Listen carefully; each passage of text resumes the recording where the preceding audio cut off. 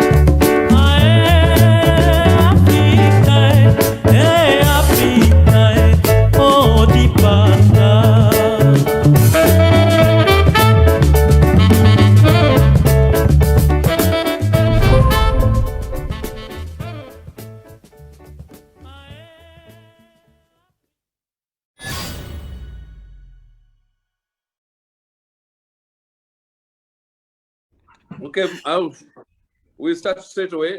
Just to welcome everybody who has joined us for this, the 19th Policy Dialogue session. And my job today is both as convener and presenter. So my job is really to introduce a topic, which is what can the regional and international community do to prevent another failed election in Zimbabwe?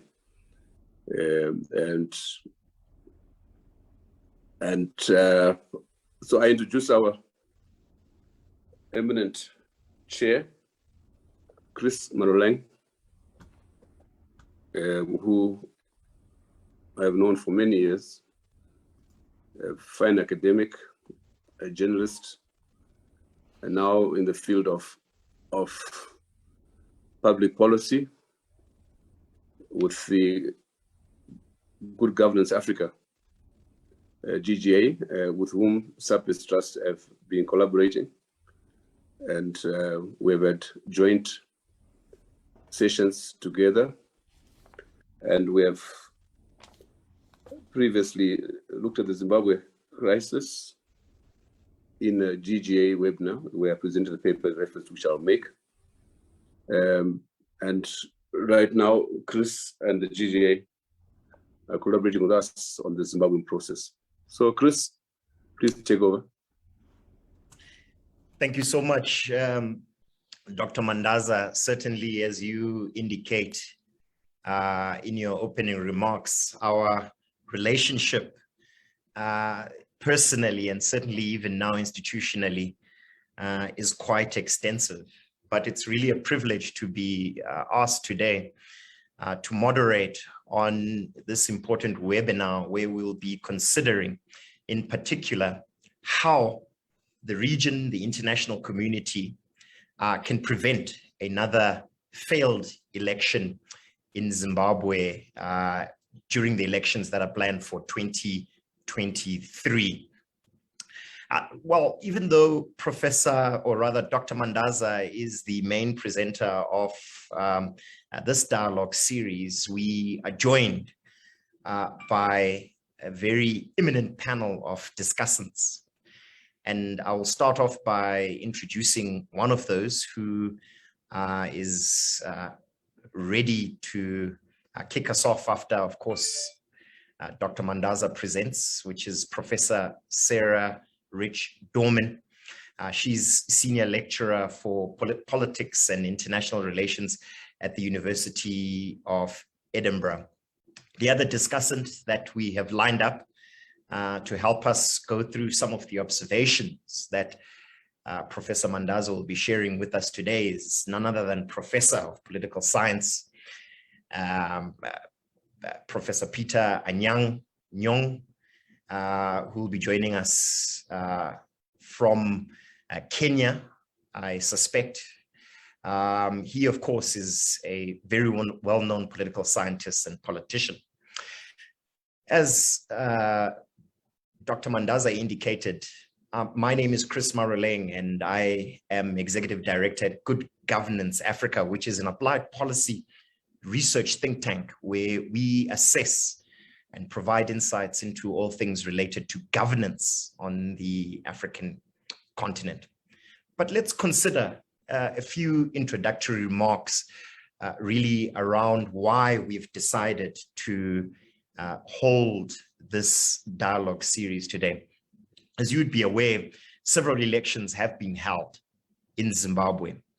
And the question in most people's minds when we talk of elections, unfortunately in Zimbabwe, is whether this will be the moment where these elections in effect demonstrate the capabilities of the Electoral Commission in that country, the government and various political players to really hold an election that does not result in a contested outcome, which questions the legitimacy of the results of these elections. But more importantly, we wonder whether this election in and of itself will follow the well-worn pattern of elections and their outcomes in Zimbabwe, which is that of contestation, dispute, and in very many instances, outright rejection of the outcome of these elections.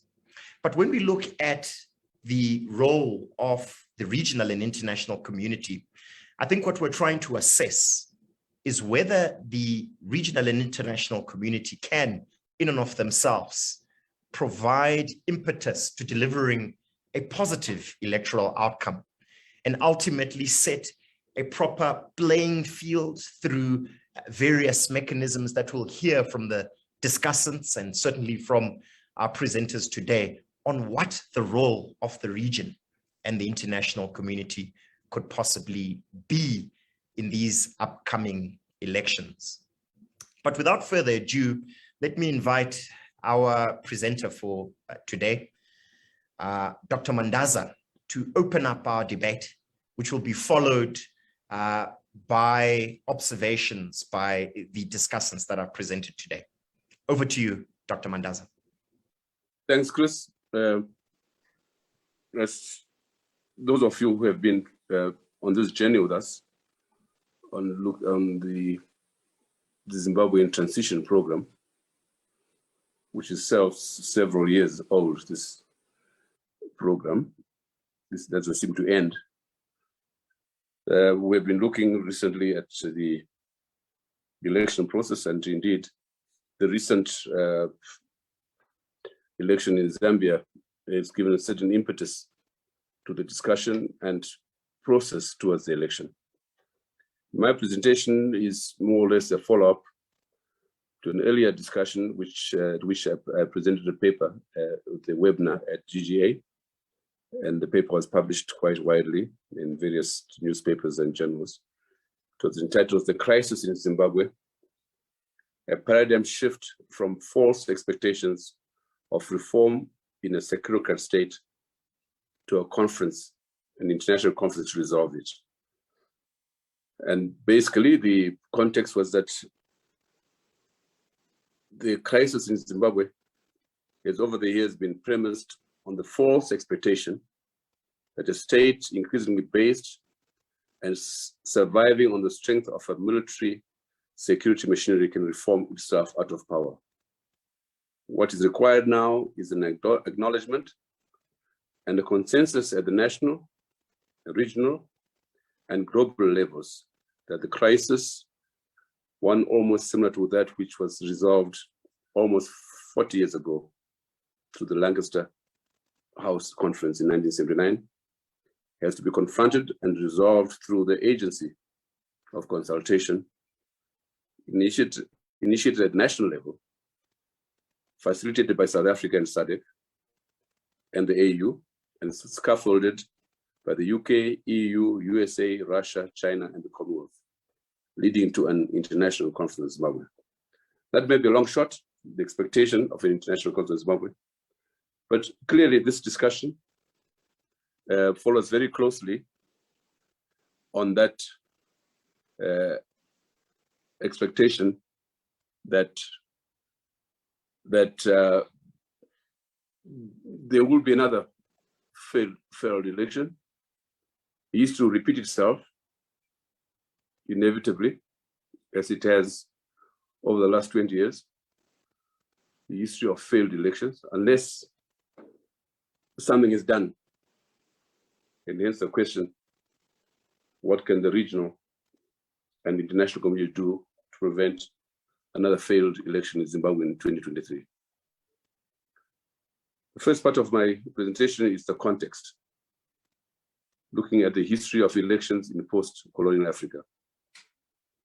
It's part, as Nyong'o said in the previous presentation, it is part of the key national question, and the extent to which elections are one feature of the unresolved national question, and impinging as it does on the nature and content of the state. We have to look at it in the context of the historical background. One, in my view, there is a relationship between the colonial hangover of the colonial state on the one hand, and the legacy of the big man and the one-party state that inherited power at independence. The inherited colonial state with the governing elite as a coalition of class representatives of ethnic blocs largely manufactured during the colonial era, but growing in stature on the back of state power and associated primitive accumulation, as we've seen in recent decades, and the growth of the new class, the comprador bourgeoisie. Therefore, the emphasis on unity at the expense of diversity, and unity was posed or highlighted as a deterrent to fracturing of an already fragile post-colonial state with immense potential for ethnic as opposed to class as the main threat. And in the subsequent decades, we have seen various experiments, including that of the former liberation movements, where socialist rhetoric has been the pretext for centralization of power around the big man, the one-party state, and the introduction of such paraphernalia as the Central Committee and the Politburo in Zimbabwe, for example, and the emergence of the military security complex in the defense of an ever-enveloping security state, which is, one, the antithesis of democracy and the requisite separation of powers. It is given to the party-state conflation. It's averse to and determined to stem political opposition.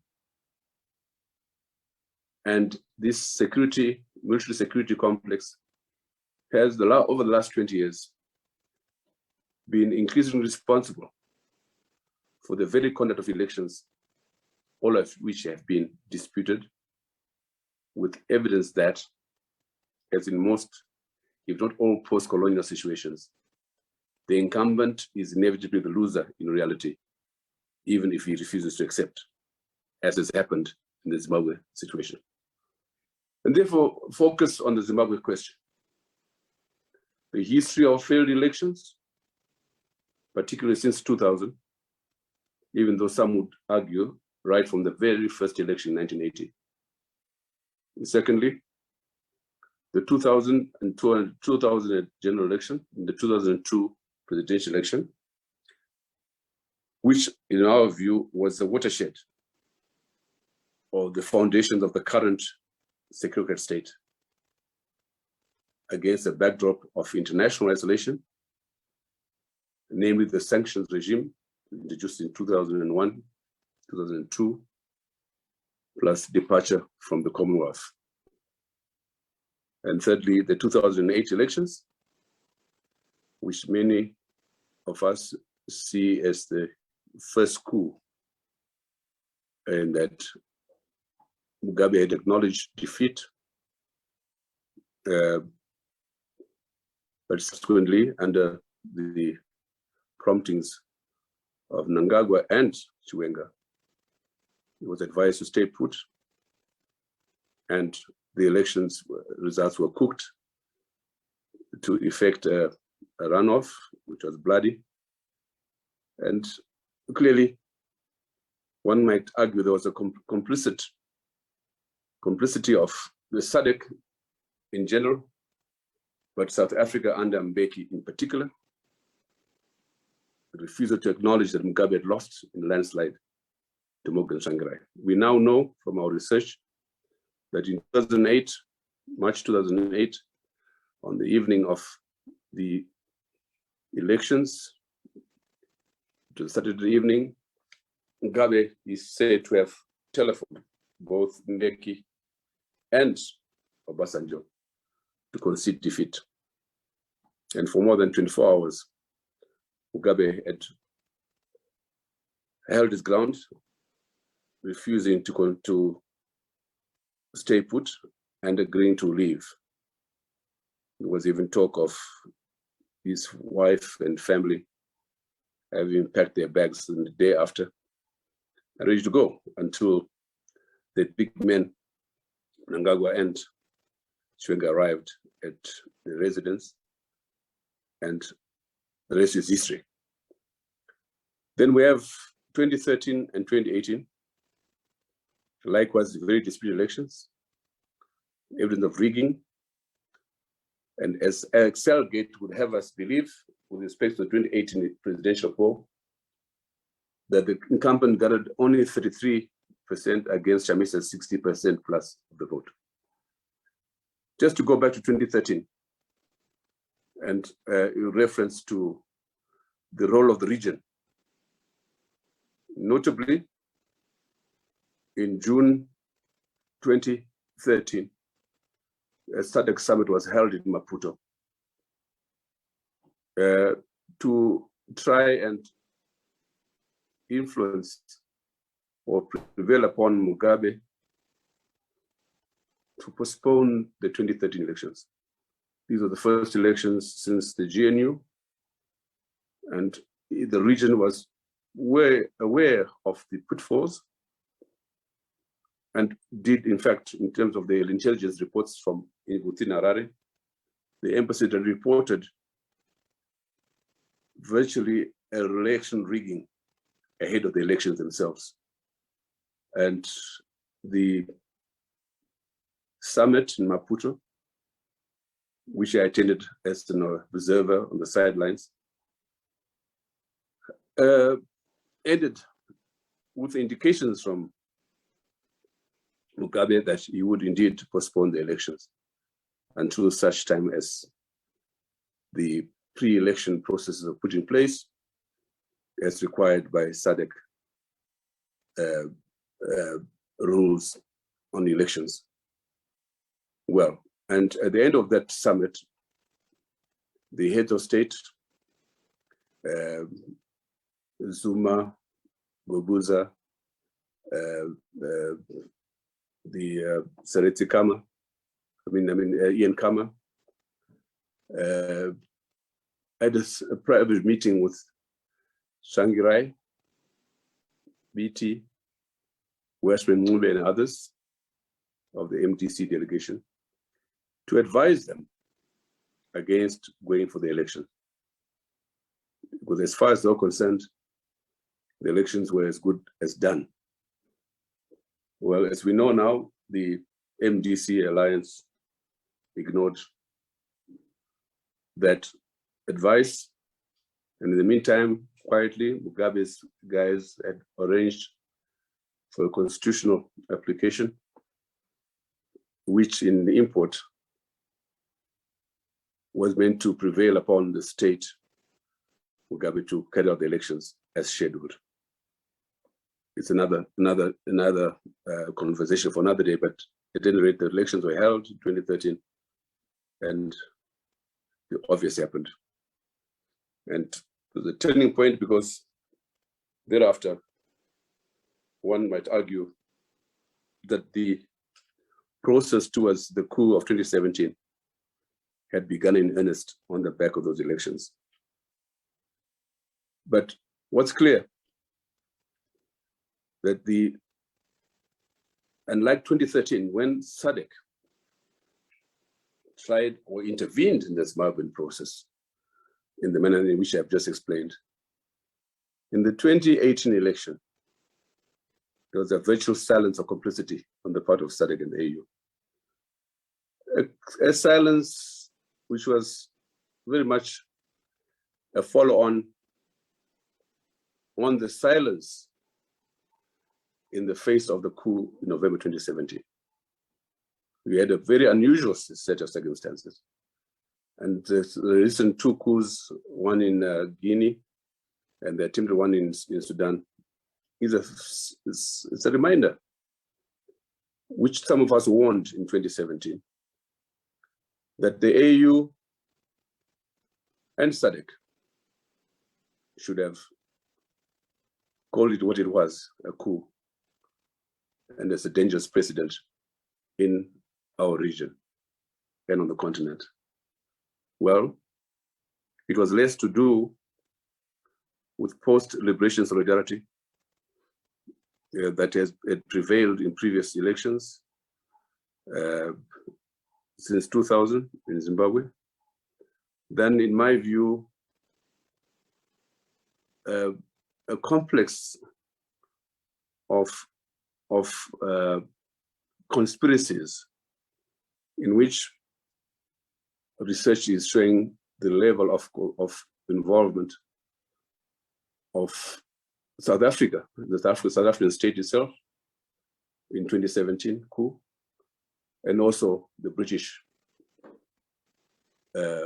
government, and the silence of complicity of the US itself, which presented itself represented at the inauguration of Emerson Mnangagwa after the coup. There's also a backdrop of one might say, and there's a recent book, I believe, which just been published in South Africa, which I think it's Stridham and someone else writing about the Mbeki years and the Zimbabwean experience of 2007, 2008. One could even go back to 2000. The fear of a precedent in which an emergent opposition movement would take over power from the former liberation movement. I remember very clearly that there was more than just consensus among the former liberation movements and even the states of the region against the emergent MDC in 2000. And it's a day now. The narrative of the role of South Africa in particular in those elections, 2002 and 2008,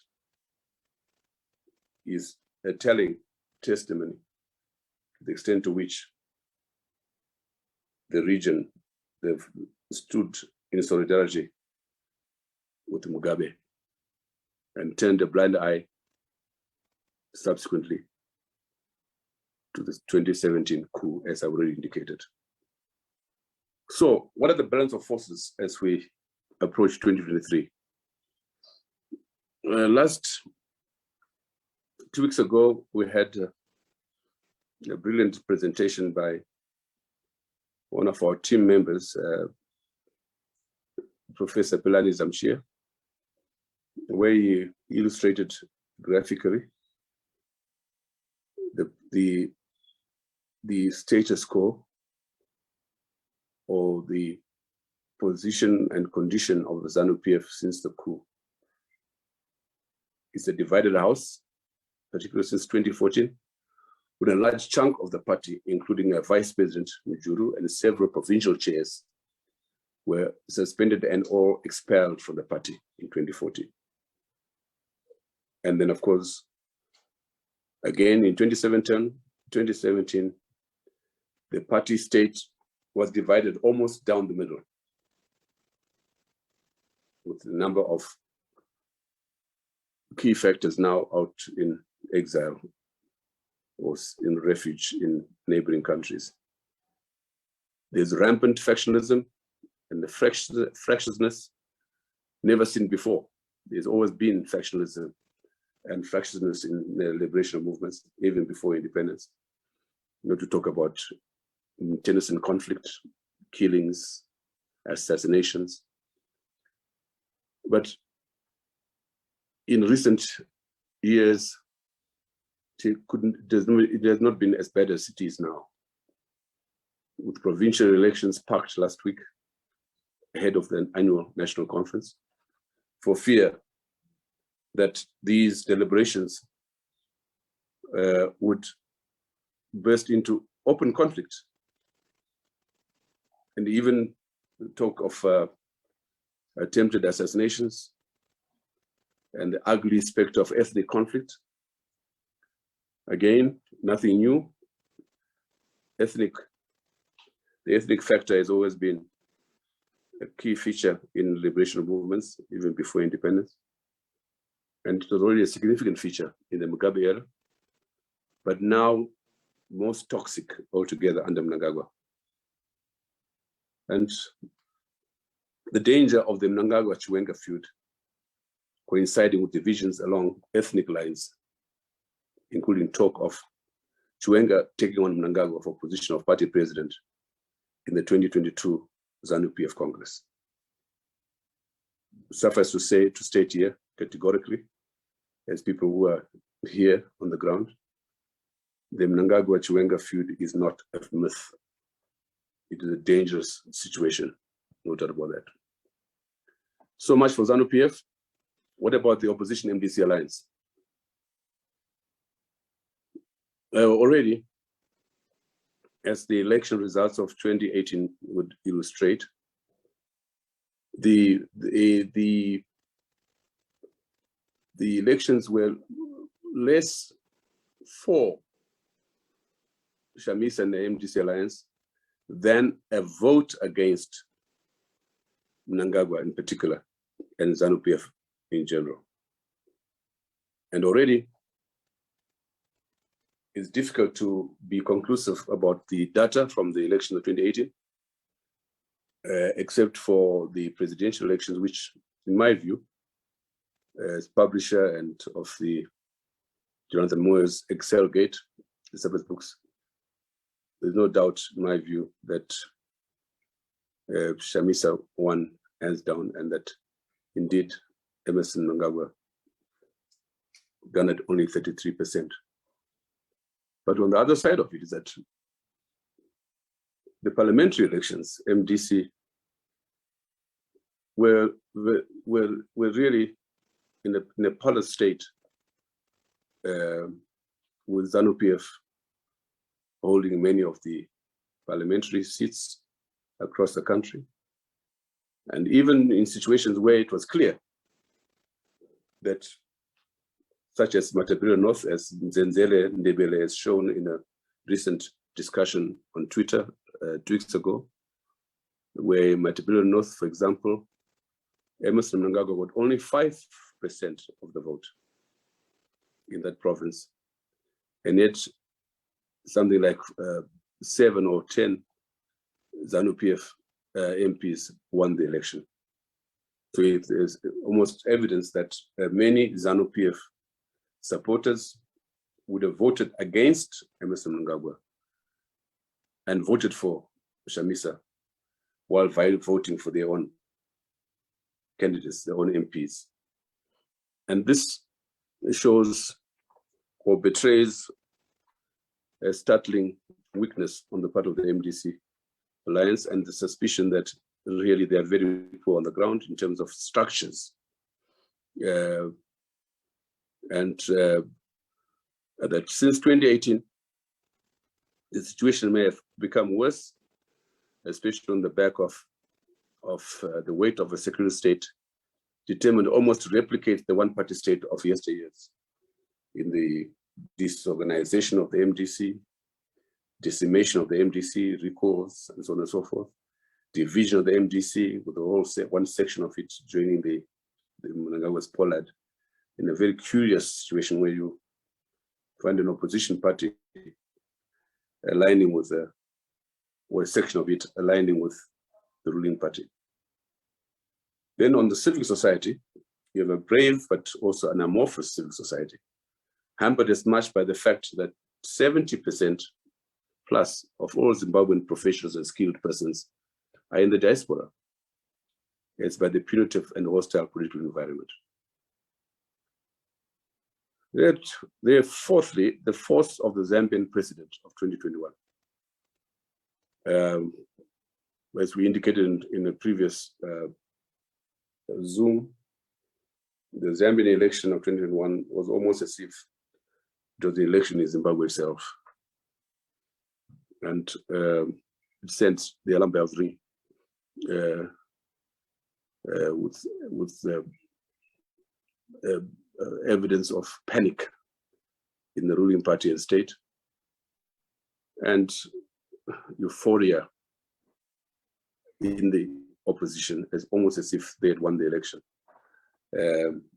all the same, it has given us an immense impetus to the expectations and deliberations towards 2023 election. There's talk of a broad alliance in the making around a reform alliance agenda. I'm hoping that one of our team members here on the platform will be able to elaborate further on this. There's also talk of ZANU-PF likewise taking some lessons from Zambia and how to counter the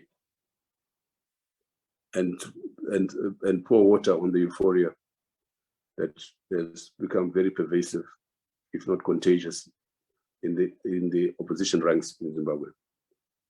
So, what can the regional and international community do to prevent another failed election 2023? Here I'm depending very much on my colleagues Sarah and Peter to interrogate this. All we can say on our part, we have formed the PCC, the Platform for Concerned Citizens. We have formed a group, a non-partisan group, designed to create some kind of consensus, national consensus, towards the resolution of the Zimbabwean crisis, economic and political, towards a political settlement, which will bring us back to the constitutionalism, rule of law, and return of the military to the barracks. My colleague Tonorila will probably speak on the to the points he made in the last Zoom about the process towards the election. The stark contrast with what was done in Zambia, namely the massive voter registration, especially of first-time voters, the massive deployment of poll agents and observers to safeguard the vote after it's cast, the intense monitoring of the counting of the vote, and the establishment of a parallel voter tabulation system, which meant in Zambia that the results were known by the Saturday morning before the official announcement on Monday evening. Now, clearly, as Jonathan Moore shows in Excelgate, and as others have pointed out, the MDC has in the previous elections shown a gross weakness in terms of these points I've just made. For example, in 2018 elections, less than 50% of the polling stations had polling agents from the opposition, allowing for field day for the rigging machinery, which was exposed by the observer teams in 2018. But this happened too in 2008 and in previous elections. And it's clear that going to the election, as things stand, history will repeat itself. And therefore, the expectation that enough time for the opposition forces and civil society to organize and mobilize voter registration, put in place a machinery for monitoring the electoral reform process and ensuring electoral reform process, and with the help of the region and international community, to be able to declare foul even before the poll is cast it's clear to us that the state remains averse and opposed to any reforms. And therefore, we're likely to go into elections without those requisite reforms. That means, is there something that can be done, including curing the coup by the international community? Is there something that can be done to prepare for what is likely to be a disputed election, and to have the international regional community to pretend the formation of a transitional authority in the event of another failed election in 2023. I'll stop there, Chris. Thank you so much, Dr. Mandaza, and really thank you for painting the political dynamics. But before you go, Dr. Mandaza, there are a couple of things that I would like to address with you. If I abuse my chairmanship in this dialogue, and in reality, I have a number of questions arising from your presentation and the articulation of what I agree are the key challenges facing Zimbabwe. In essence, you position a possible successful election being created by ensuring that a reform of the electoral process is carried out. You also talk of the first that we could cure the 2017 coup by encouraging a return of constitutionalism. And interestingly enough, you bring forward this question of a transitional authority. I would imagine this would be in place before an election being held. I'm now focusing on the outcome of such an election where all of these three aspects are undertaken. And we receive, similarly to all the other elections that have preceded this one, an outcome that indicates that ZANU-PF has won the election. Would you consider this to be a successful election? Well, I have difficulty, given the, I'll have difficulty predicting a win for ZANU-PF. There's three scenarios, maybe two. The tendency of the last elections over the last 20 years has been a vote against the incumbency, much more than a vote for the would-be incoming government. And when I said this to Shangira in 2008, I said, well, looks like you won by, Mugabe lost by a landslide. He said, you mean I won by a landslide? I said, no, Mugabe lost by a landslide. So I see almost certainly on the presidential election front, I can't see Emerson Mnangagwa winning at all. That's clear. There is the return of this Bora Msango, which happened in 2008, where ZANU-PF members would vote for their MPs, but throw away the vote for the president. And all the indications so far is that this is where it's going to end up. And thirdly, the question is whether the military will concede to Mnangagwa losing. Mm-hmm. Safe to say that in 2018, the indications that in fact, it was the military which turned things around when it was clear that Mnangagwa had lost on the Monday of the election. So Dr. Mandaza, then I would say to you, your response is slightly contradictory, because on the one hand, you're calling for certain reforms to be instituted, which could create possible conditions for free and fair elections. However, if those free and fair elections, having engaged in this reform, present us with another ZANU-PF electoral victory, it seems untenable for you. No, there's no contradiction at all. I've made it very clear.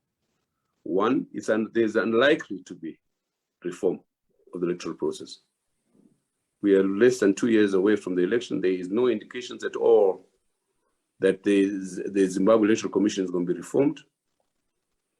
There is all the evidence that the voter registration is being impeded by a variety of ploys. So I'm very firm in my view.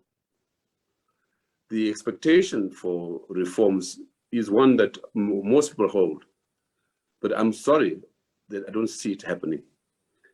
The old adage is it's hardly likely that the ZANU-PF state will agree to reform itself out of power, because it knows, and I repeat, it knows that a free and fair election, they would lose. So there's no contradiction in that, Chris. In a free and fair election, Mnangagwa would lose, and certainly even though many of the ZANU-PF MPs would stand their own in their respective constituencies. But clearly, the elections, the last elections have virtually been around the presidential. And as people have pointed out, in 2018, if Shamisa had been declared a winner, you may have a difficulty in forming a government because ZANU-PF had a majority of MPs.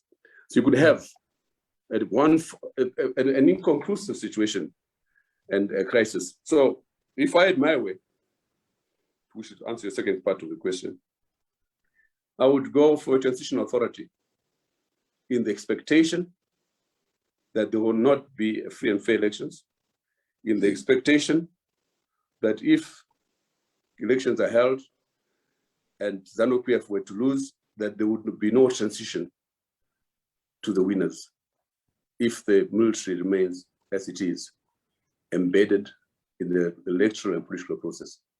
So that's I hope I've clarified the position.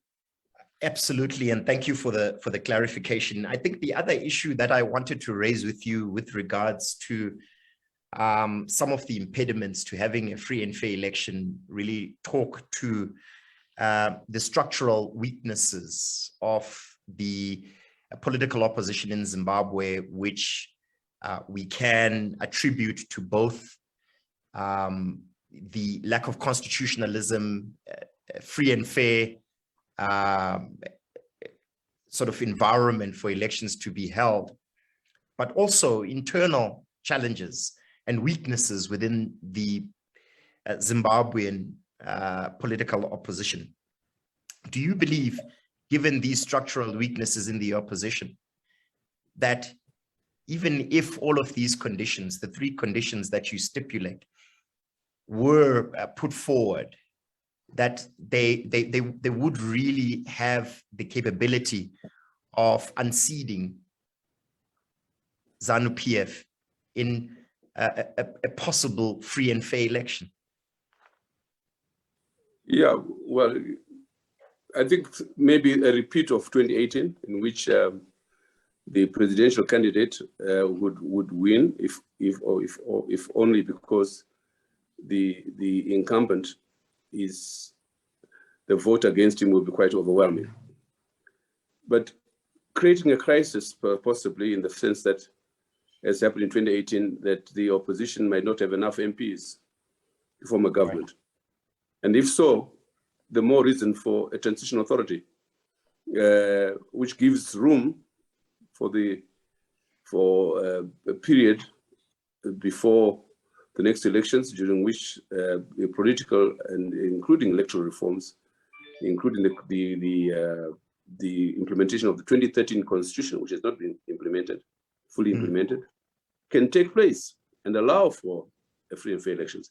I would say very, very, very assertively that the conditions under which elections were held in Zambia, the conditions under which the opposition won in Zambia, is only a mirage in Zimbabwe so far.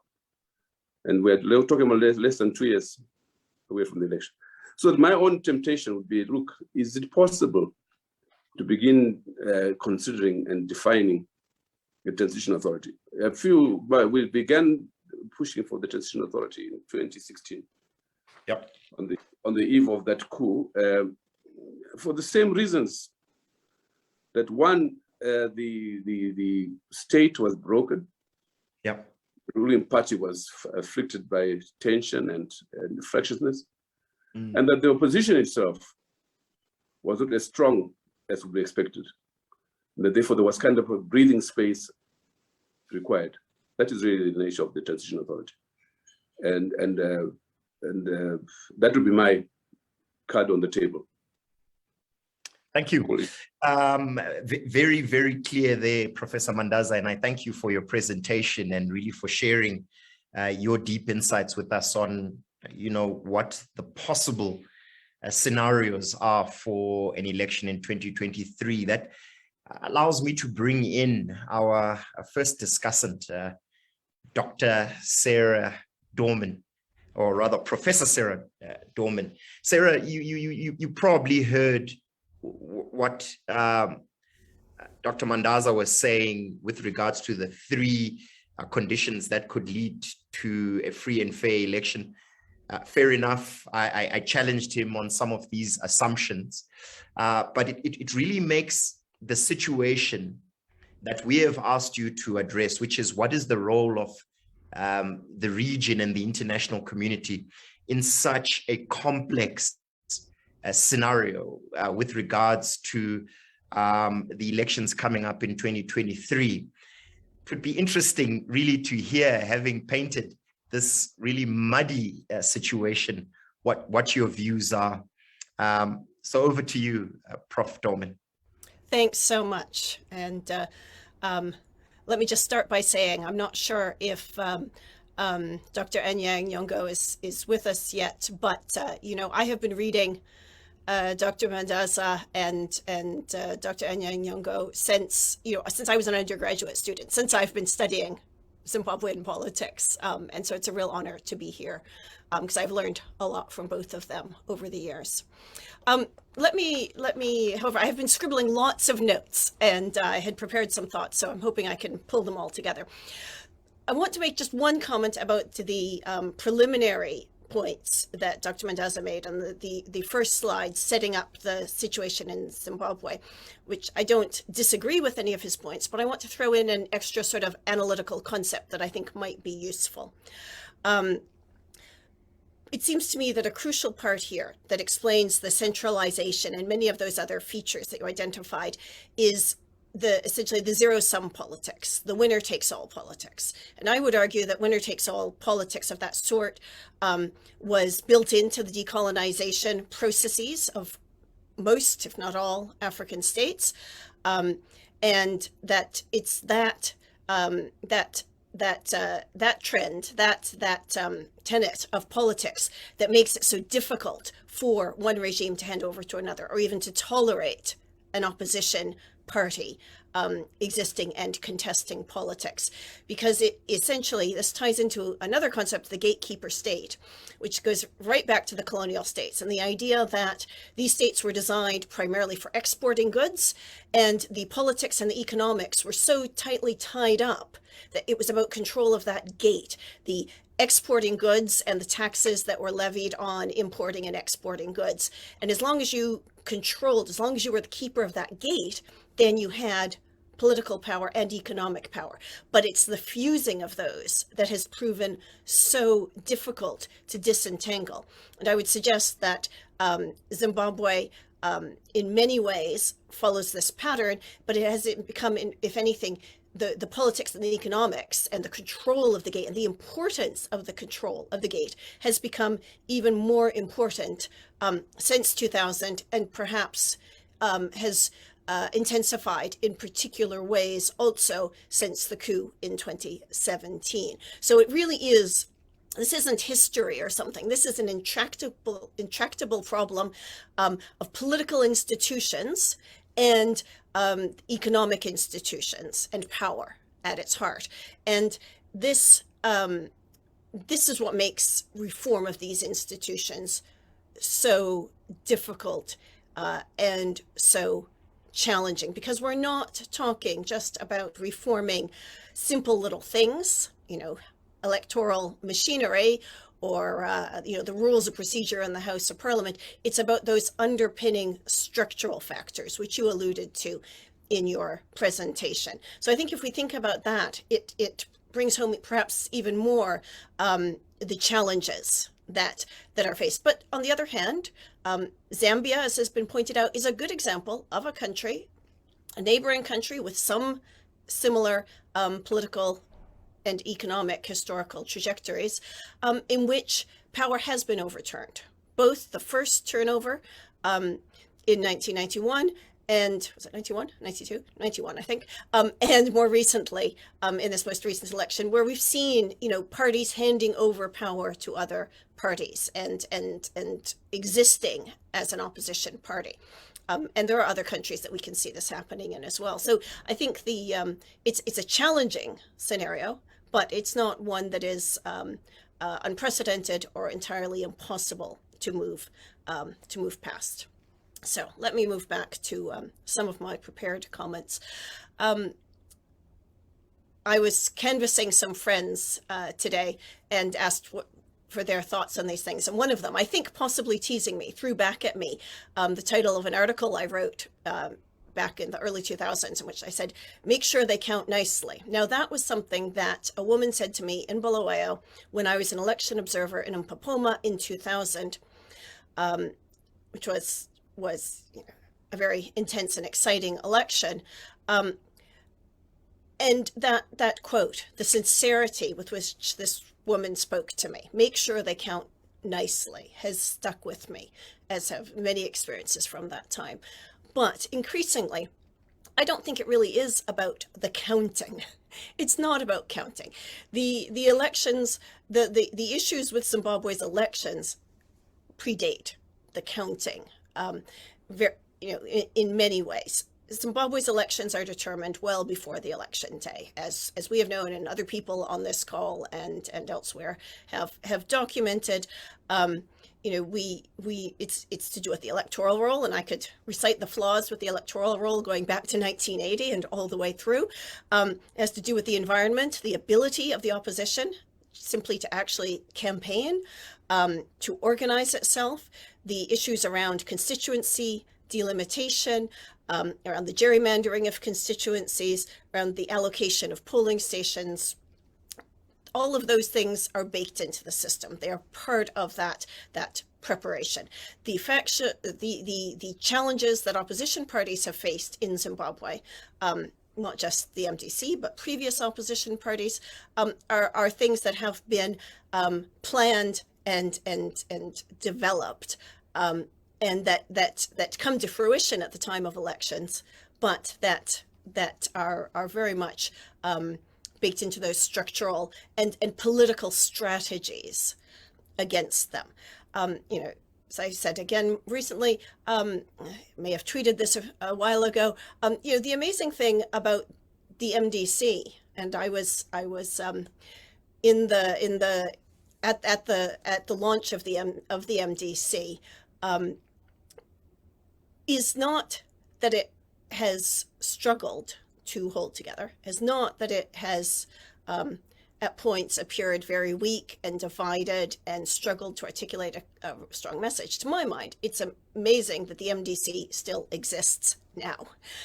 First, because it was always a broad coalition, but also because of the attacks on it over the years, the violent attacks, infiltration, and most recently this series of attacks that have divided the party, recalled candidates, put people up against each other.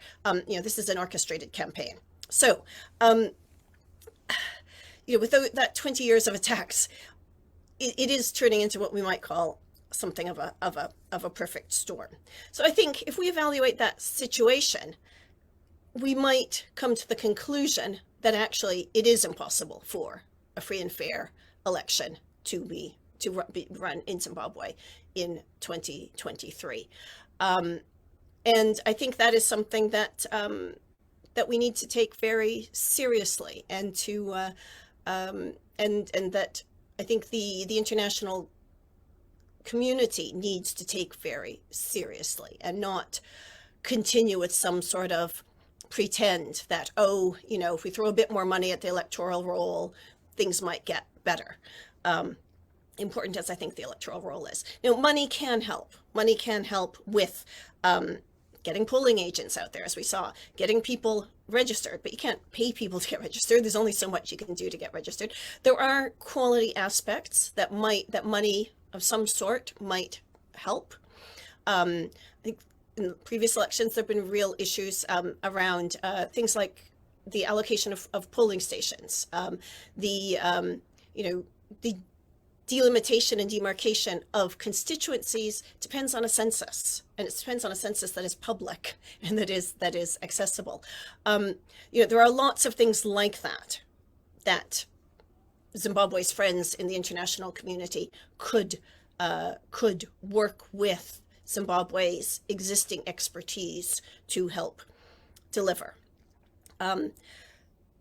Crucially, I may have said this, sorry, crucially also, polling agents, as we saw in Zambia and as people have said over and over again.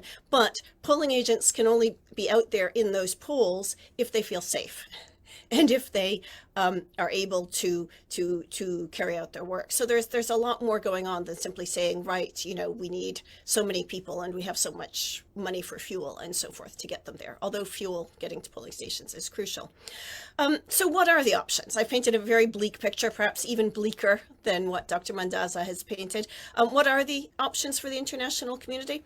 I think there is that question of, do they accept the reality of what's on the ground, or are they do they continue to think that perhaps tweaking a few things, throwing some money at it, as happened in 2018, might make enough of a difference? But I think we also need to realize that there is very little appetite within the international community, not that I speak for them, but from having talked to people over the years, there's very little appetite for them doing anything that is not being either driven from within Zimbabwe with broad support and or preferably both supported by the region.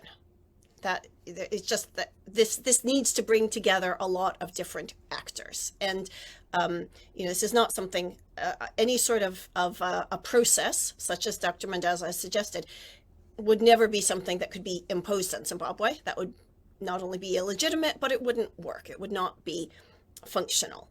But I do think it's important to emphasize that Zimbabwe has many friends and well-wishers at sort of all levels of the international community, from people who've been involved in town twinning, people who've made friends with Zimbabwean diasporas, right up to very top levels of diplomats and ambassadors and people who now are very senior in their governments, but who 30, 40 years ago were involved in solidarity work. So there are supporters out there, and there are many people who aspire to see the sort of structural and political reforms in Zimbabwe that would enable it to take its place fully on the world stage and really fulfill its potential.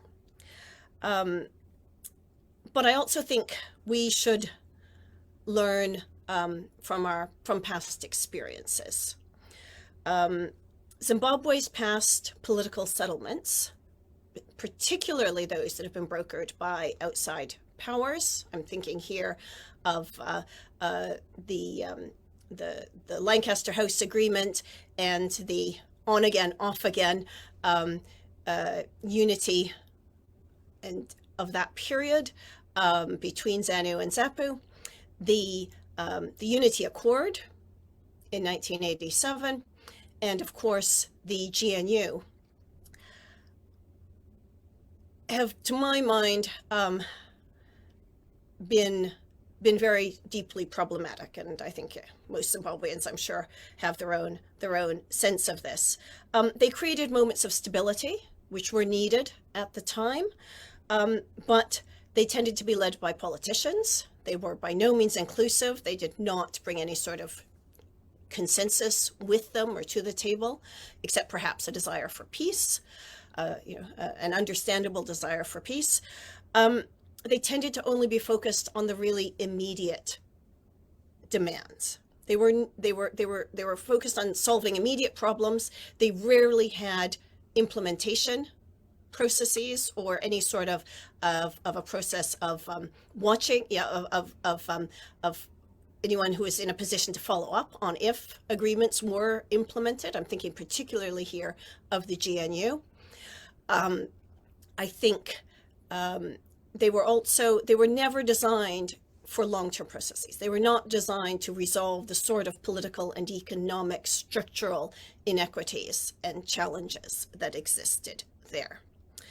They maintained that winner-takes-all process. They simply widened the pie a bit more and let a few more people into that pie for a limited period until it broke down.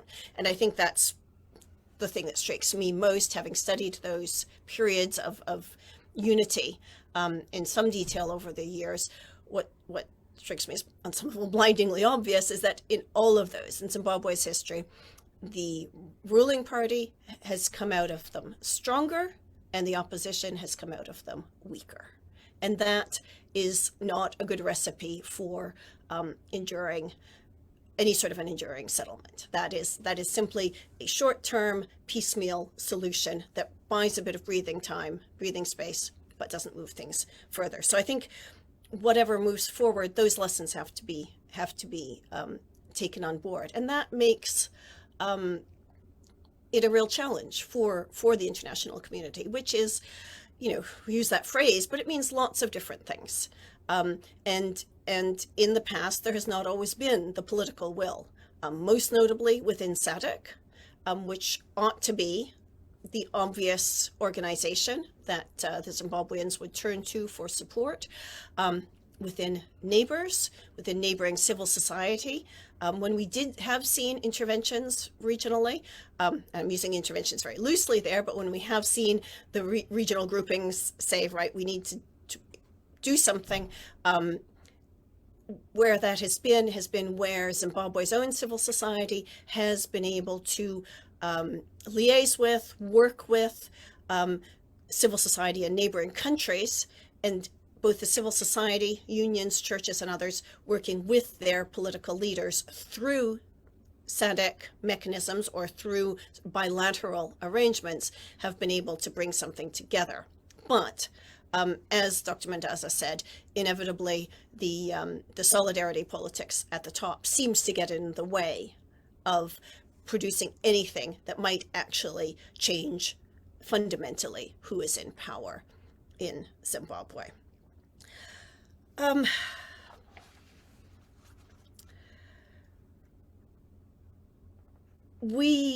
If we think about what 2023 might look like,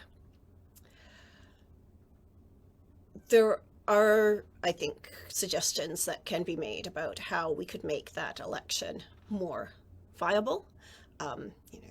Let's have the opposition have access to TV and radio.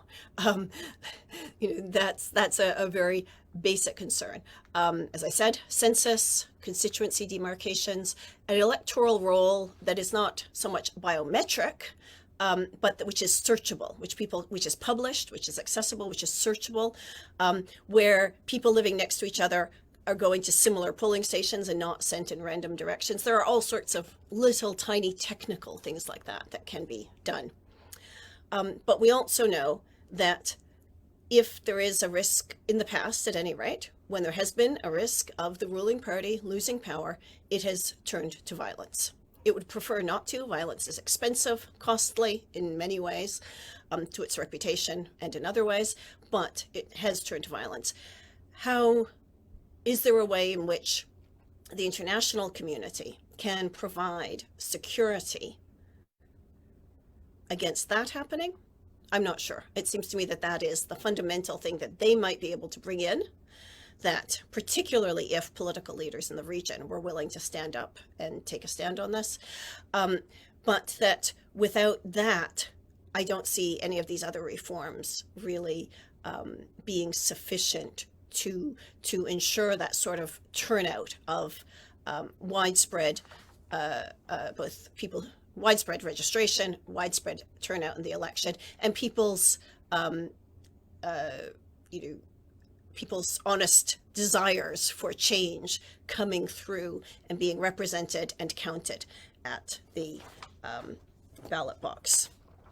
I think just crucially, just to conclude, to say, I mean, a transitional authority has to come from within Zimbabwe, and obviously that is exactly what Dr. Mandaza has been trying to do. But I think that's you know, the international community, if in all its manifold forms, is eager to support Zimbabweans, but this has to be a process. If it's going to be a lasting process, and it's going to actually achieve those goals, it has to come from within Zimbabwe. It has to be supported within the region. And I think then you will see that there will be substantial support from all sorts of different quarters, because it's in everyone's interest that Zimbabwe's institutions, political, social, economic, all of them function at their best, because and that's all anybody wants to see happen. But there has to be a commitment to it within Zimbabwe. And so on the one hand, we need to bring those two processes together, and they're both very difficult, very complex. I don't need to tell you that, you know that. And I don't want to be accused of underplaying those challenges. But let me stop there, and I'm happy to take even some of those really hard questions like you threw at Dr. Mandaza. Fantastic, and thank you so much, Prof. Dorman, for your observations and really contextualizing what the role, a possible role, is of the region and the international community. I do have a few of those somewhat easy questions, those sweetheart questions that I like to ask. Even for you, Prof. Dorman, you referred structurally to the state in Zimbabwe as very akin to the gatekeeper state, and having within it features that talk to zero-sum politics, you know, winner take all. And one of the key features of that zero-sum dynamic is the frequent use of violence as a means to address these political questions, even during the political, or rather the electoral period. And certainly these are features that sound familiar when we look at the state in Zimbabwe. Given what you have said, do you believe that there are enough incentives that could ultimately be provided to ZANU-PF to consider the kind of reforms that Professor, or rather Dr. Mandaza, talked to us about? And more importantly, whether these incentives could really be provided by the international community to make sure that we have a hopefully free and fair electoral outcome come 2023? Well, I think we can see that those conditions were there in 2008, but my sense of it, my understanding of it, is that the regional actors did not push through hard enough. I think those conditions have been there in the past, and I think there has been an international community that's been willing to support Zimbabwe in that, but regional actors were concerned about the precedents, as Dr. Mandaza said, and particular actors within Zimbabwe obviously also stepped back from the brink there. So I think we've been there before.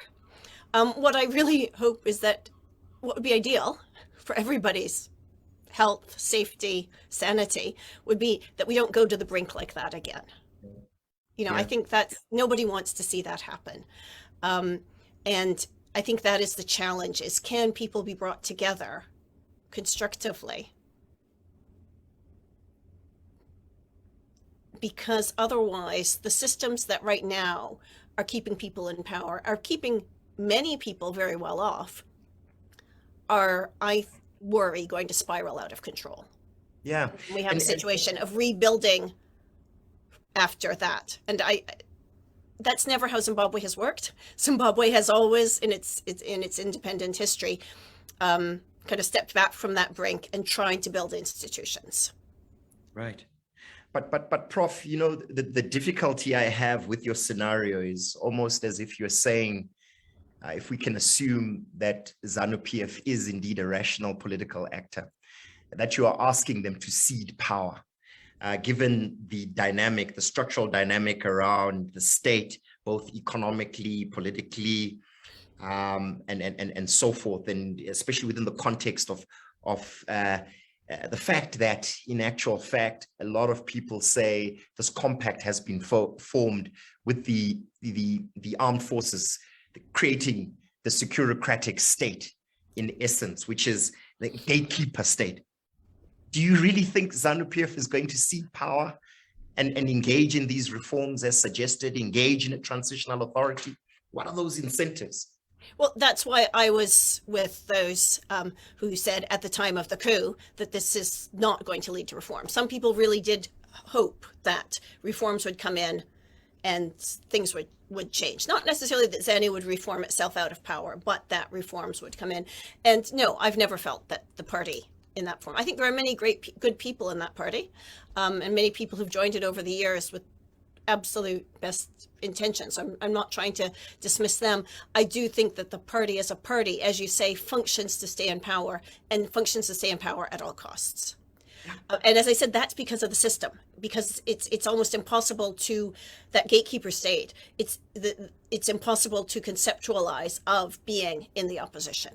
Whereas in a state which has had one turnover of power, you can realize that actually it is possible to keep on functioning as long as all power is not controlled. Everything does not go through cartels and purchasing and so forth that prevent others from engaging in economic growth and in sort of broad social life.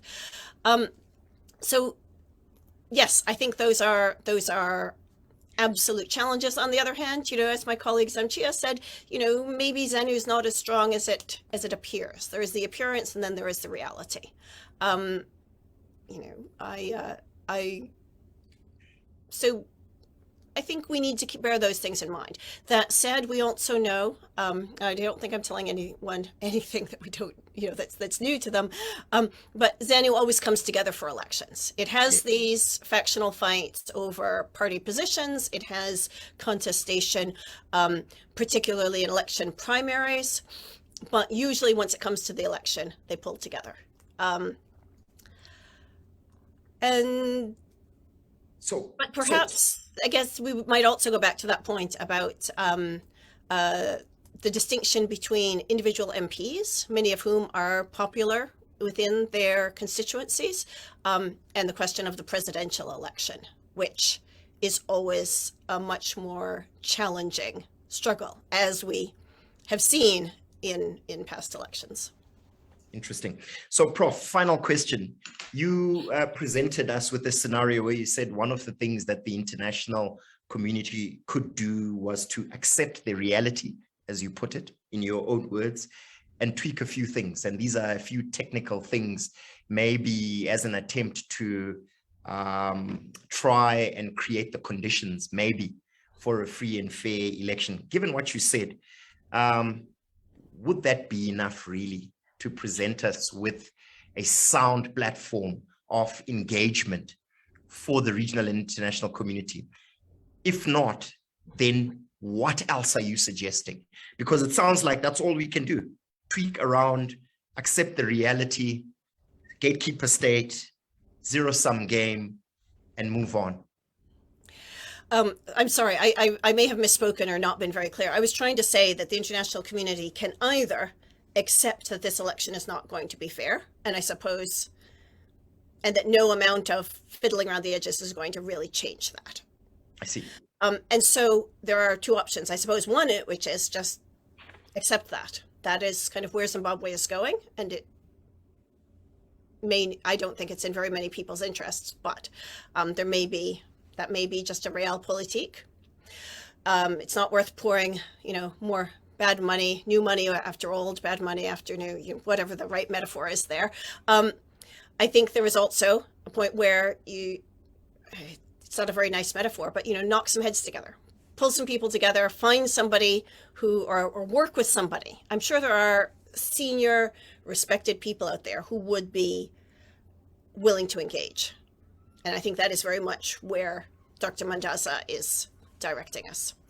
The other way would be to, I think, keep hoping that maybe with some more, election, voter education, things might change.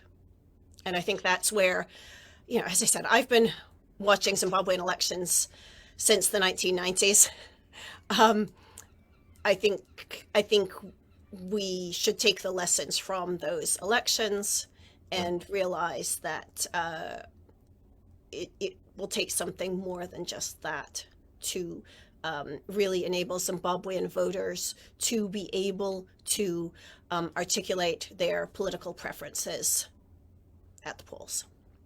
Indeed. Prof. Dorman, thank you so much for allowing me to really press you on some of these issues just to get a bit more clarity. We had indicated that Professor Anyang would be our second discussant, but I'm informed right now that he's in France and he's been unable to beat the traffic over there in France and join us for what is proving to be a very, very interesting discussion. But I noticed here within the audience that we have my fellow countrymen and someone from within the region, and that is Mwele Tsimbeki. I don't know if you're still with us, Ntatembeki. If you'd like to join in and give us a sense of what you are thinking with regards to the role of the regional and indeed the international community. You've heard from Dr. Mandaza and Prof. Dorman. If you're with me, what's your view, sir? Hi, Chris, and hello to everybody. Yes, I'm with you, and I've been listening very attentively to the presenters and your interrogation of them. Well, I come from the solidarity with the Zimbabwean struggle during the last 21 years. So I think I can't really address myself to what the Zimbabweans should do to get free and fair elections at home and what they should do to get rid of the military regime in Zimbabwe. That's for the Zimbabweans to decide upon.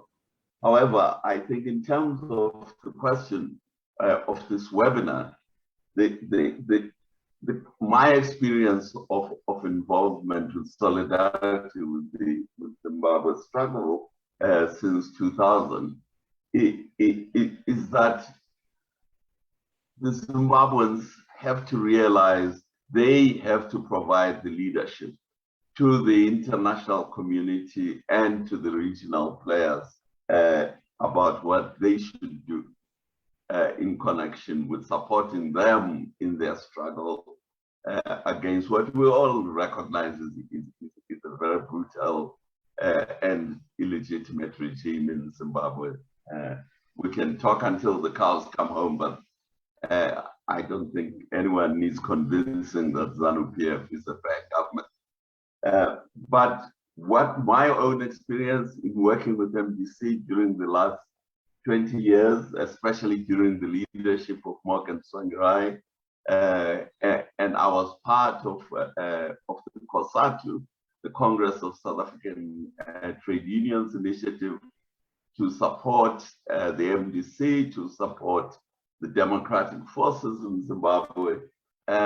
What we learned from that is that the Zimbabweans have to take leadership. If they don't take the leadership of those who support them, as Sarah Dorman pointed out, there are many people in the world who are well-wishers for Zimbabwe, but the Zimbabweans have to provide guidance and leadership as to what they want us to do, because we have our other businesses as well in terms of our own countries. My own country, we had a massive riot a few weeks ago, so we have our own problems ourselves. What I learned from the last 20 years of supporting MDC one of the things we presented to MDC is we have to put pressure, we have to help them to put pressure on the ZANU government. Now, the biggest trading partner of Zimbabwe is South Africa. And Zimbabwe's trade, at the end of the day, the workers in South Africa have a big say on it going backwards and forward between Zimbabwe. So we asked MDC at one stage, do you want us to block Beitbridge? Do you want us to put up a blockade to put pressure on the ZANU-PF regime? Well, the MDC said no. So then we did nothing about it. There was even a COSATU delegation that went to Zimbabwe to show solidarity with MDC. Of course, it was deported the minute they landed at Harare airport. But we had made the point that there is, whatever this ANC government was doing with ZANU-PF, we had another constituency in South Africa that thought differently about the future of Zimbabwe. And so this is one of the things that, for me, moving forward, this is the crux of the matter. What do the Zimbabweans want us to do to help them? And they have to tell us. And as Morgan told us, don't blockade the country, don't impose sanctions, let trade flow freely, etc., etc. Well, at the end of the day, we had to agree because we were supporting MDC, but we could see that he is weakening his own leverage by not using his support in South Africa. In South Africa, we have a huge Zimbabwe population. And I have said to MDC many times, are you mobilizing this population in South Africa? And I get kind of stares as if I'm asking some fantastically complicated question. So those are the dynamics. In terms of this particular webinar we are discussing here, of what should the international community and the regional community do to try and make sure that the 2023 election is free and fair. Well, the Zimbabweans who want free and fair elections, who want democracy in Zimbabwe, have to provide guidance and leadership to the international community. And if we go back to the anti-Smith struggle, ZANU-PF and ZAPU, they provided the MDC. They went to the Chinese and said, give us guns. They went to the Soviet Union and said, give us guns and training. They went to the Mozambicans and said, give us a space for guerrillas to operate. They went to Kaunda and Zambia and said, give us bases. That was providing leadership to the world and to the neighbors, and it worked. Well, they have to do the same now. That's all yeah. Thanks, Chris. Thank you so much, Ntate Mbeki, for those insights. I want to bring in Professor Brian Roftopoulos into the debate. I can see your hand is up, and I can also see Tony Reela's hand is up. Prof, it's so good to see you after such a long time. You've heard what Ntate Mbeki has said. He's saying it's up to the Zimbabwean body politic to provide the leadership to the region, not the other way around, with regards to the upcoming 2023 elections. What's your observations? Thanks, Chris, and it's nice to see you as well. Look, I think first thing to say is that we should not underrate what the opposition has already done in Zimbabwe.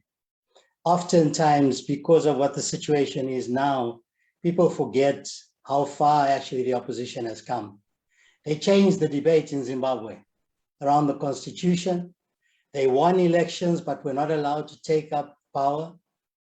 They in fact, in 2017, Mnangagwa regime appropriated the narrative of the opposition for re-engagement and constitutionalism. That was all the opposition narrative for 20 years. So let's not underestimate what they've done to change the politics to the point where the crisis that we see in ZANU-PF is partly as a result of the pressures that have been built up, not only by the opposition, but by the civil society itself. Having said that, I think the opposition now faces its biggest challenge since its formation. In some ways, it's at its weakest. It's facing a regime which is systematically dismantling it through removal of resources, removal of councillors, parliamentarians, but it's also because of the internal faults of the opposition itself. And I think what's needed now within the opposition, within broader discussions, is to have a good look at the state of the opposition and to understand what the crisis is.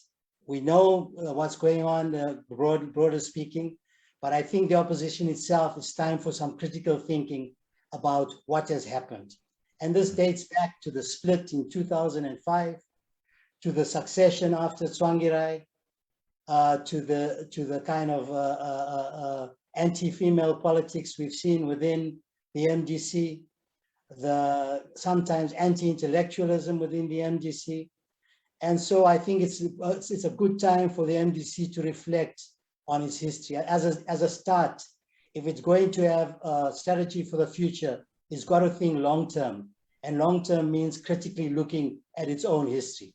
Because from the region and South Africa, we can't expect anything. South Africa is going through its own existential crisis.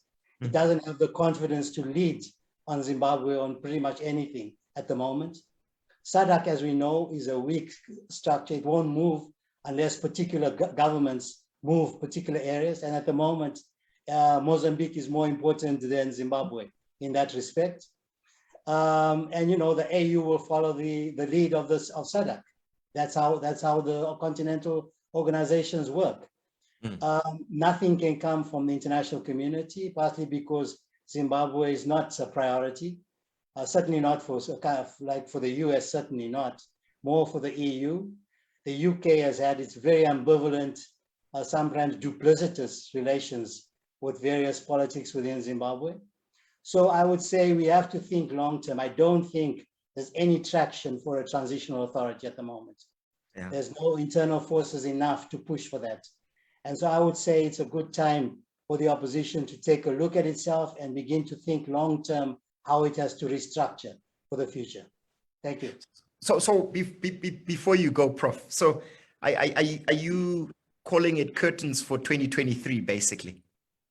I think the 2023 election is highly unlikely that there'll be any other results because we've seen, as in other past elections, the conditions are even worse now because the MDC is much more fractured.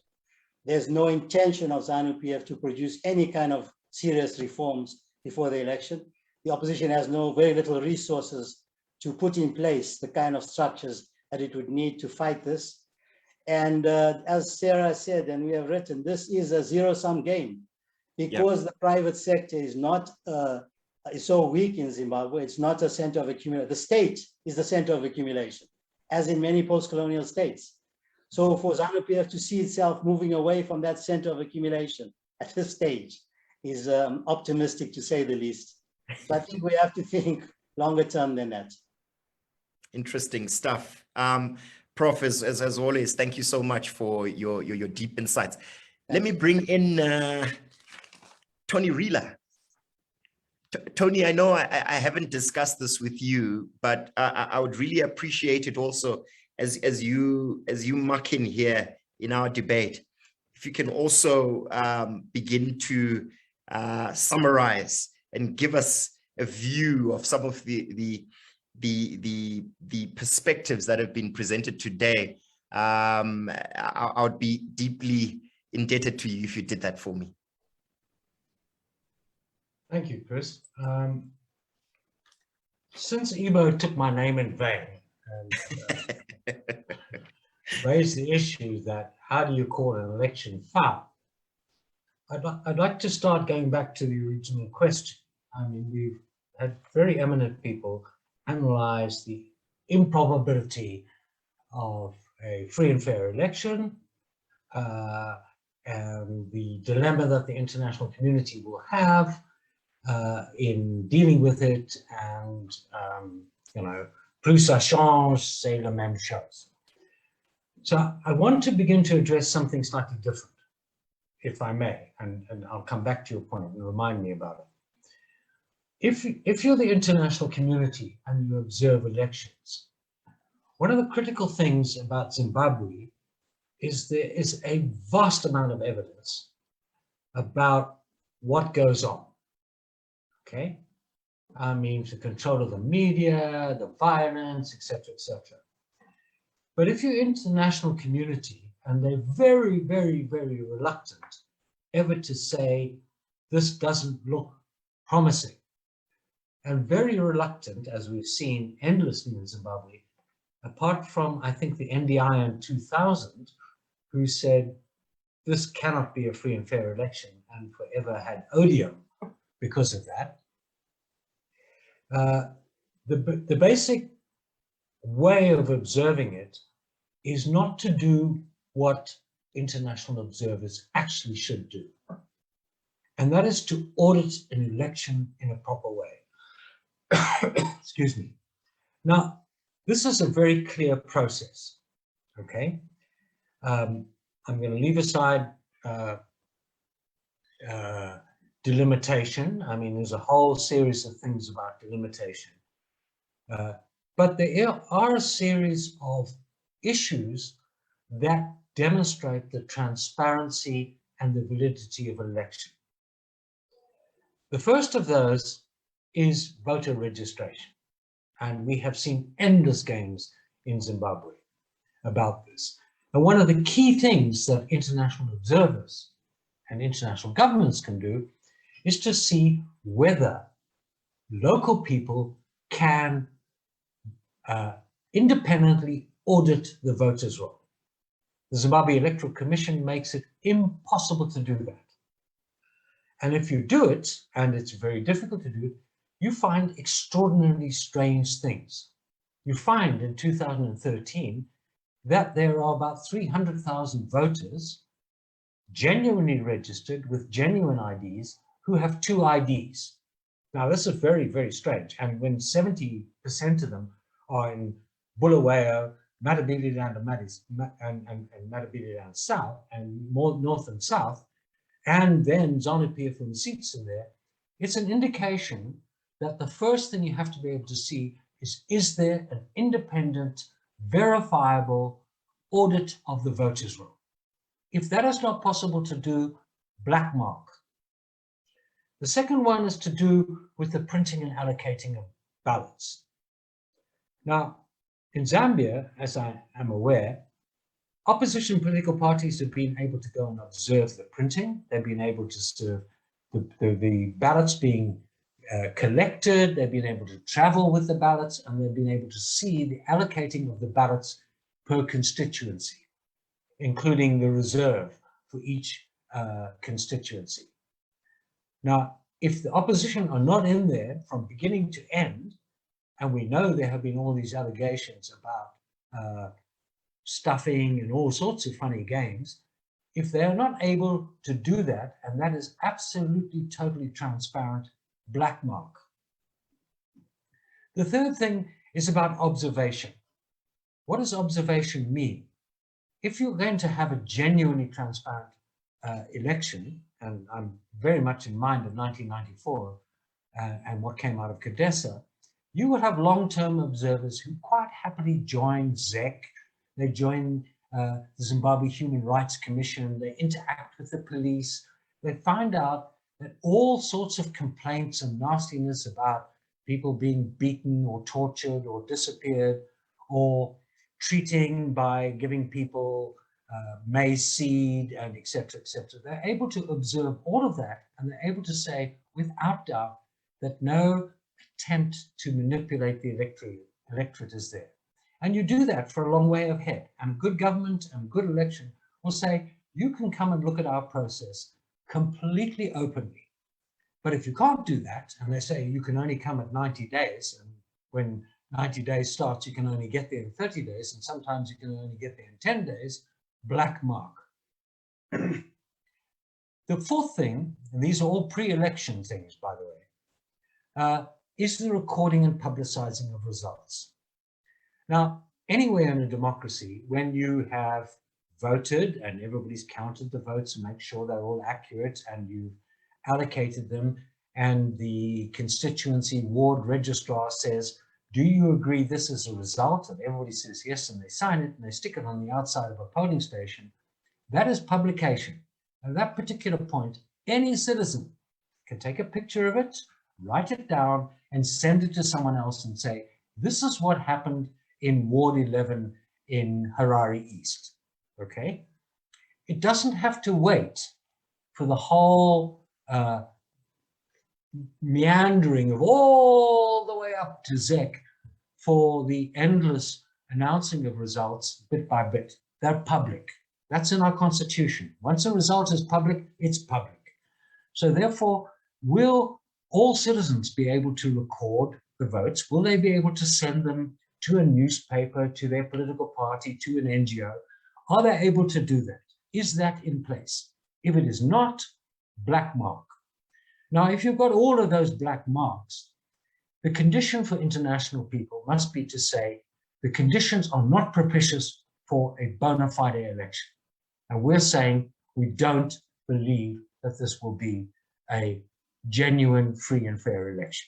Now, that is not a difficult process to do, and the government can make all of those things available.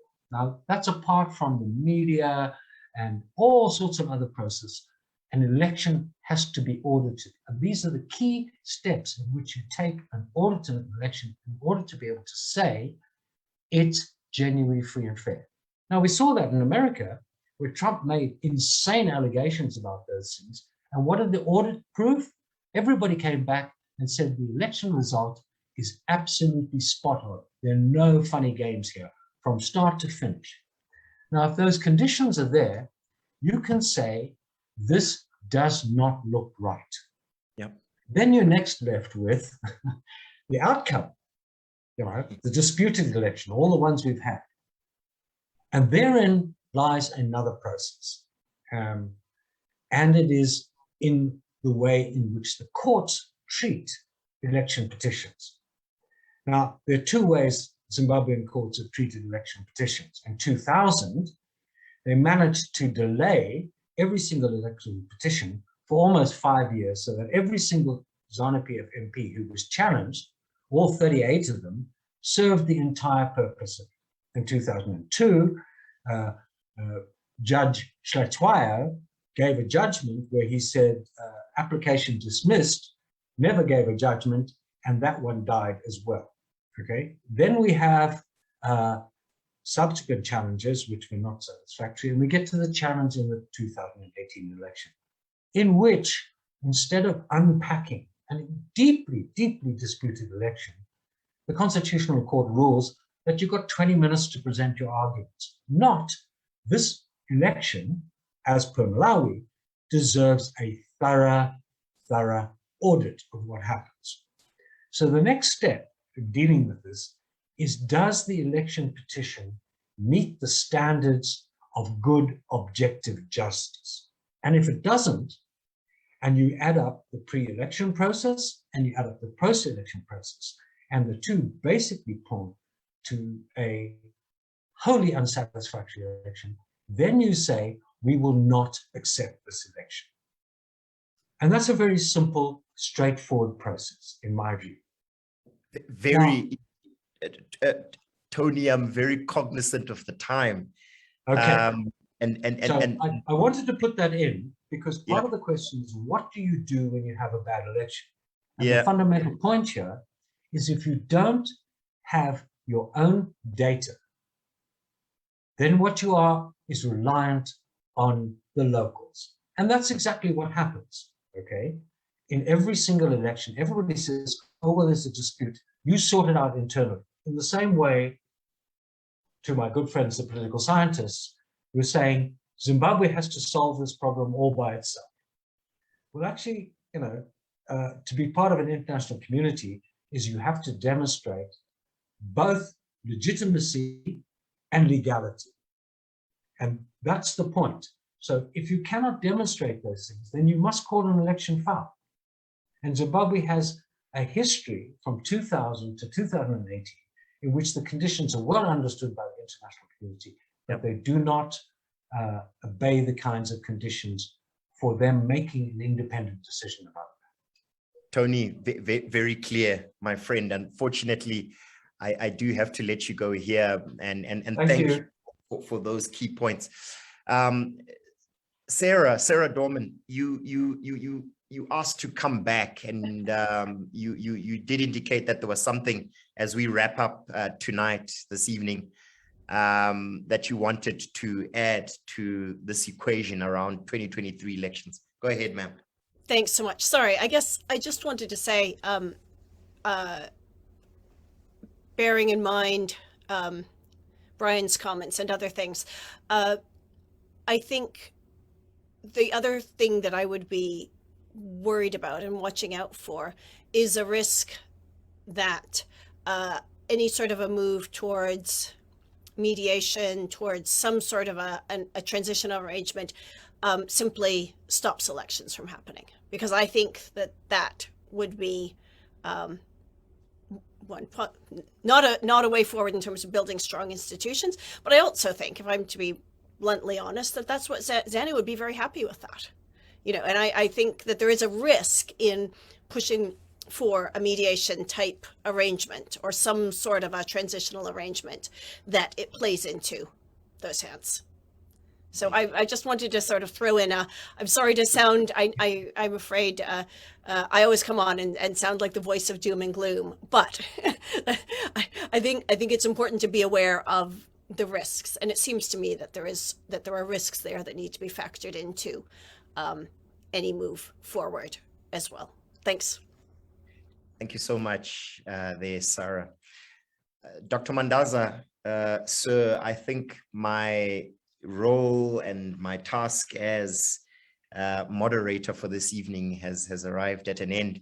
I just want to thank the various contributors this evening for their deep insights and being willing to accept the questions that have been put to them. This is really a continuation of a dialogue that we will be having as we move towards the 2023 elections, and more importantly, as we continue to assess the state of politics in Zimbabwe. With that said, it's been a privilege being with you, and I hand over to our convener and the presenter, Dr. Ibo Mandaza. Thank you. Thanks, Chris. Thanks very much indeed. I want to try and summarize what has happened, except to highlight the 3 points. One is that it's unlikely that we'll have reforms before the election. That it's inevitable that the election will be disputed if it takes place. And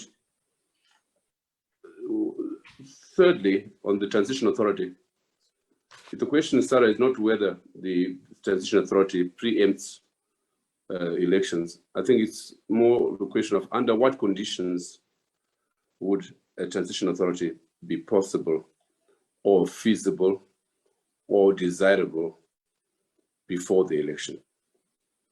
And one of these is, one, the acknowledgement that elections are going to be a waste of time.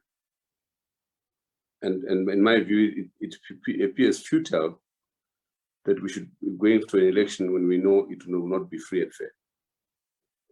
And secondly, the dynamics within ZANU-PF itself.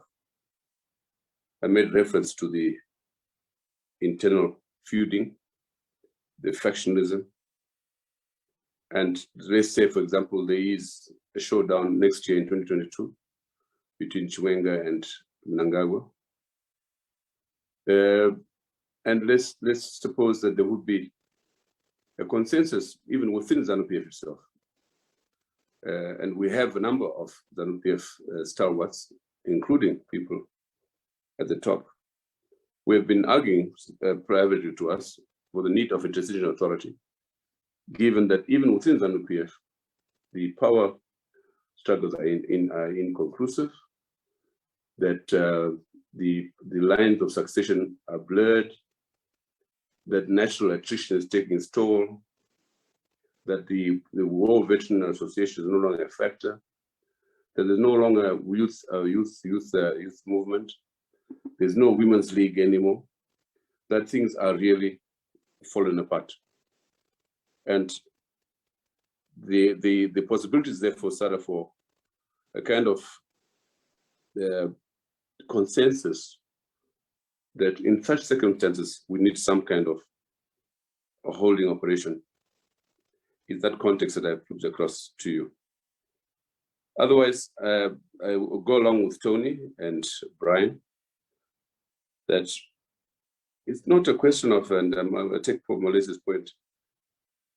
I don't know what more Zimbabwe should do to convince the region and the international community that all is not well, that elections won't be a solution, that the question of history repeating itself, that attrition continues, that we have 75% of our professionals are skilled outside the country, that the economic situation is getting worse every day, that the sanctions are a reality especially in the economic and financial field. Is it a question, as I've always asked, that we have to wait for more blood on the floor before we can acknowledge that this is a crisis? This is the point. And it's not true that the international community is not able to do anything. I mean, you've had this rather futile sanctions exercise for the last 20 years. I mean, is it not possible to put some timelines along the lines that Chris has suggested, where some kind of incentives or some kind of modalities are put in place to convince the powers that be that they have reached a dead end, they're going nowhere. And I think that there are possibilities at both regional and international level to do so. We raise the question, as we have, Chair, in the knowledge that we are at work, as you are aware, in building a national consensus and in prodding and creating linkages with factors in the international community. So it's work in progress. We will be in touch with yourselves. Thank you very much. And in closing, I just want to say that we have, in our collaborative efforts with the GGA has offered to assist in expanding and consolidating our audiences around the webinars and Zooms, and we'll be making available some kind of membership, gratis, on the basis of which people can come on board for discussions gratis, and we'll be informing you in due course. So thank you very much, Chris. Special thanks to you for making this possible, and also my colleague, Sarah. And I'm sorry Peter was not able to make it. Thank you very much, and good night.